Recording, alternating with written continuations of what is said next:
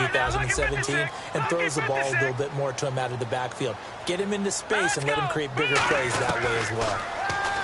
Now Osweiler. The catch made by DeAndre Hopkins. Brandon, if I told you in preseason that DeAndre Hopkins would have less than 1,000 receiving yards, would you have looked at me funny? I would have. He's coming off a 1,500-yard season, and he's gotten better each and every year through the first 3. And they have weapons around him now. Will Fuller can stretch the field. Braxton Miller, when they get him back healthy, he can fly as well. They got Lamar Miller as a running back in free agency. They've got people who can stretch things open and get the ball to DeAndre Hopkins in open field. But he had a connection that wasn't very good with his quarterbacks this season. And by the way, Charles, touchdown production dropped big time, too. 11 last season, 4 this year. And he's got him over the middle, Fedorowicz. And they'll get 9 there as that sets him up better for 3rd down. And that's one of his advantages of a passer, is it not? With his height, setting back there in the pocket, firing it over the middle, he can really see everything clearly. It is, and I know that other quarterbacks get it done different ways, all right? You don't have to be his height to make a great play, but what he does is he takes away having to make those slide steps in the pocket to find angles to throw the ball through. He just throws right over the top of it because he can see everything, and sometimes that saves time and gets the ball to a receiver quicker. And how about this, a fake? And this is caught. He hits more. And the fake will work. He's going to have a 1st down. It's a big play that time on the fake punt. And they're able to move the chains as they convert on 4th and long.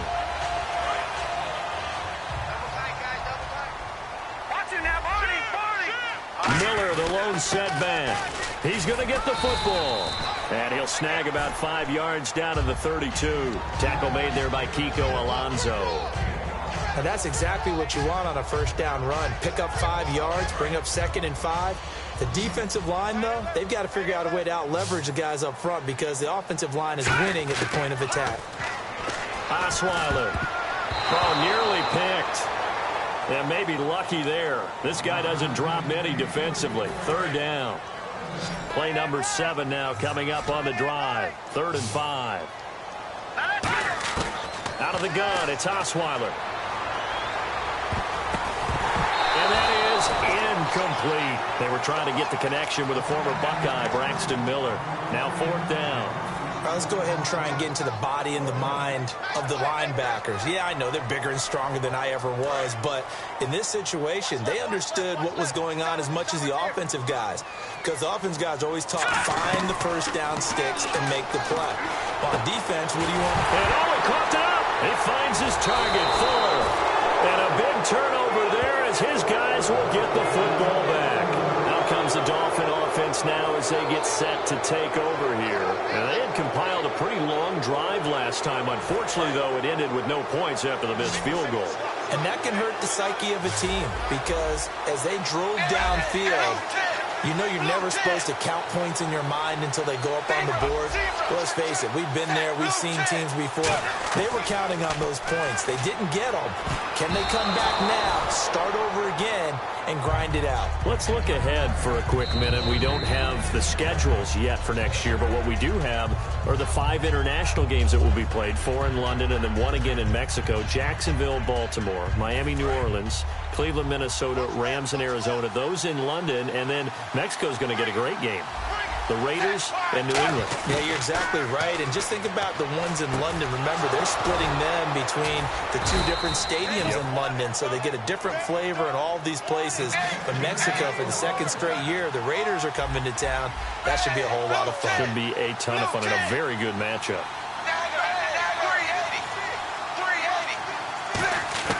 On 1st down, Tannehill. And this is incomplete. Jordan Cameron is tight end, the intended receiver, and that'll bring up 2nd down. When you see passes knocked down by those guys I call the frustrated fullbacks, the linebackers, you know that in their zone coverage, they were able to drop, see the ball thrown, and react to it very quickly. They come up in an empty set. 4 wide receivers, 1 tight end. Tannehill, and Cameron has it over the middle. They give him 14 yards that time and a fresh set of downs. And after that completion, you can understand why so many teams in the league are emphasizing speed on defense at every position. The tight ends have created so many tough matchups now. If you can't run with a tight end as a linebacker, this is going to be the result every time.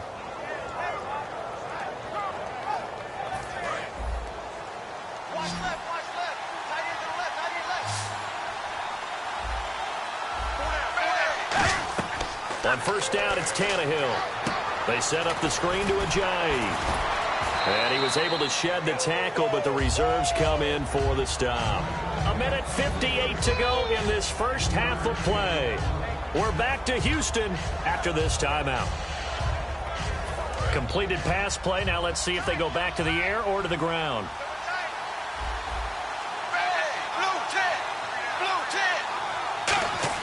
Tannehill throwing again. Over the middle and into the hands of his receiver, Landry. And Landry just snuck into the top 10 this year in receiving yardage, 1,136, finishing the year with 94 catches. And what makes him super dangerous is his ability to convert from being a wide receiver to a running back after making the catch. Because I've talked with a number of defensive backs in the NFL, and all of them, independent of each other, say the exact same thing. Tackling him in the open field is difficult, and he leaves an impact when you do actually bring him down. It's a tried-and-true formula, and I don't think it'll change for as long as we play football.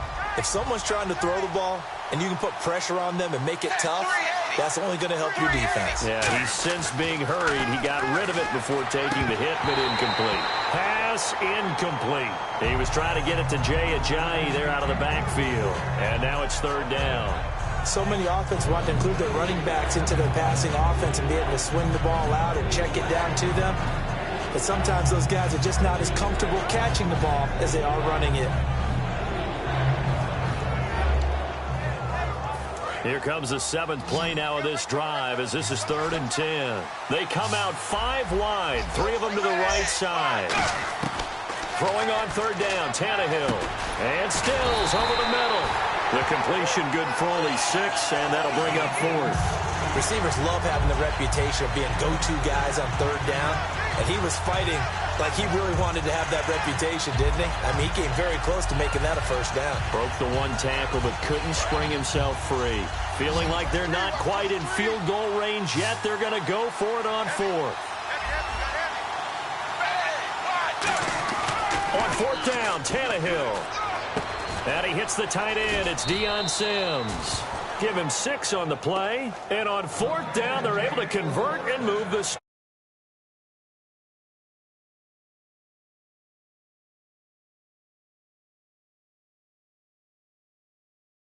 down qualified. That was a heck of a throw.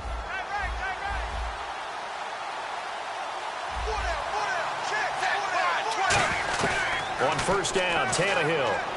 And caught by Cameron right side. And brought down, but not before they're inside the 25. Now whistles come in. We're going to get a timeout here by the offense. So that means they're down to 1 remaining here as we head toward halftime. And the offense readies for play number 10 of this series.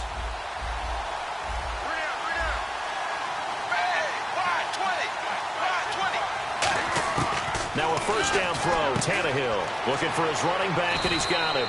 And he is out of bounds, just a yard or 2 shy of the 10. So many times you hear today's NFL described as a space game. Get your best players into space with the football in their hands. That's why sometimes you just swing it out to your runner, get him out in the flat, and let him have a chance to make people miss an open field. Well, just play after play after play on this long drive for the offense. They come up in an offset eye.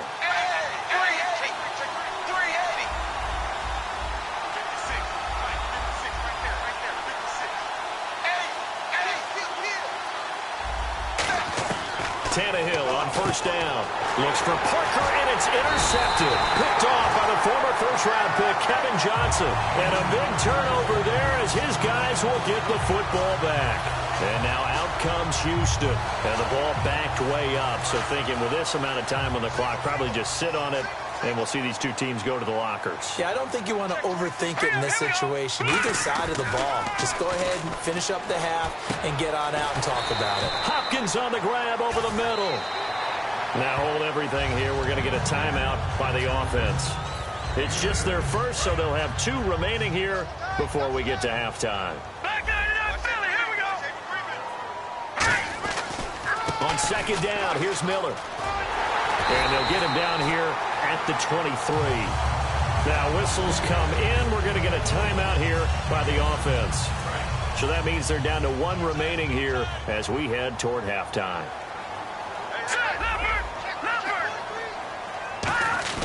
On first down, Osweiler. He rifles one that's intercepted. A great read, and it's picked off. And he will bring it back. It's a pick six and a Dolphins touchdown. That was an interception, but on the field, the guys who are picking it off, they're not saying that. What word are they using? It's Oski. And that means catch the ball and go the other way. That's your vernacular. I've never heard anybody say Oski. Ask around. They'll tell you. So they'll get another shot on offense following that pick six. And now the kick is away. And no return on this one as the fair catch is signaled for and taken. And now out comes Houston. And from this spot in the field with the clock where it's at, you think we're just going to see a knee and that's it? And I think in this situation, that's the proper play. But we do know there's some risk takers out there that may want to take one more shot before the clock runs out. So 2 quarters down, 2 remain. Charles and I return after the break. Welcome back. Halftime over. We are ready for quarter number 3. Alongside Charles Davis, I'm Brandon Gordon. So both teams have their marching orders, and we'll get going again here in quarter number 3. That's fielded in the end zone. And a good effort on the return there. Gets them across the 30 to the 33-yard line. And now out comes Houston. They're close game, but they're going to need to do a little bit better probably here in half 2, no? I would agree with that totally. I would guess it in the locker room. They talked about cleaning up some of the errors, but overall, I think they wanted to be positive with them. Guys, we're right there. Just not playing as well as we need to. Let's pick it up, and we still have a chance to win this game. Yeah, they do. We'll see if they can pick it up. And he'll get this only up to about the 35. 2 yards on the pickup there. It'll be 2nd and 8. That's a good play by the guys on the defensive side of the ball. Held them to a gain of 2, and that changes the playbook a little bit now for the guy calling plays. 2nd and 8. Now he's got to probably think about going to the air instead of maybe staying with the ground game. And he'll be taken down, but not before he gets into enemy territory. Really nice little connection there. They go with the corner route, and it works out well. And the best way to set up the corner route is to throw slants throughout the ball game so that when you're able to get back outside, the defender has to respect the inside game. A first down carry now for Miller. And now Miller hit, and he fumbles. But fortunately, he's able to recover his own fumble, and that could have been trouble. So they almost turn it over there. Scary moment. 2nd down here. All right, now look at 56. From the shotgun, Osweiler. He's got it complete to Braxton Miller. And brought down, but not before they're inside the 25. Well, clearly one of his advantages as a passer is his height. Sit back in the pocket, fired over the middle. That makes things tougher defensively, doesn't it? It really does, because your goal is to move the quarterback off his initial spot when he gets his drop back completed. But when you have that type of height, he can stay in there. If he's willing to take the hits and just fire over the top, which saves him time and actually completes a play a little bit quicker than it normally does for a quarterback who has to slide and find open space to throw.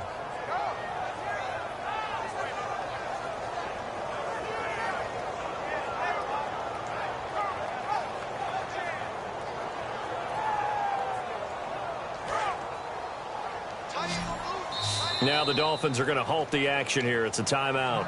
It's just their first, so 2 remaining as they burn one here in this 3rd quarter.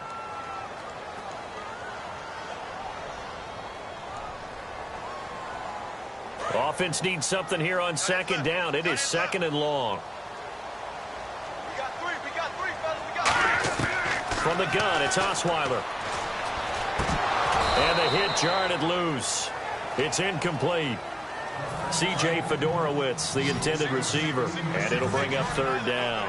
Oh, man, for him to be that wide open and drop it, Sometimes you have just too much time on your hands, right? You end up thinking way too much, and your hands get shaky. And yes, he's a tight end, but that's a catch he should have made. Well, partner, nothing comes open here, so he decides to escape out of there, and he doesn't pick up a first down, but he does gain additional yardage to set up a possible field goal attempt if they decide to go that route. So here we go. The offense is going to stay out there. They're going for it on 4th and 8. They're going on 4th down. It's Osweiler. He's got time. And this is incomplete. Well, you mind if we go off topic for a second? No, you know I like to do that randomly. AFC playoff contenders for this year that didn't make it last season. Who do you have that might get in? Well, I think Cincinnati's got to be considered there. Maybe they'd have an offseason that's calm, and they go into this season and try and get back to the playoffs where they've been perennials. How about Denver? Yeah. Remember last year they didn't have the quarterback to start. Trevor Siemian played pretty well overall, but maybe they can get solidified there and ride that strong defense right back into the playoffs. I'm going to give you a couple a little bit off the pace. Indianapolis cannot afford to squander Andrew Luck, one of the better young quarterbacks in the game. They've got to get back to the playoffs. And Buffalo, brand new head coach, brand new people running the ball club. Let's see if they can figure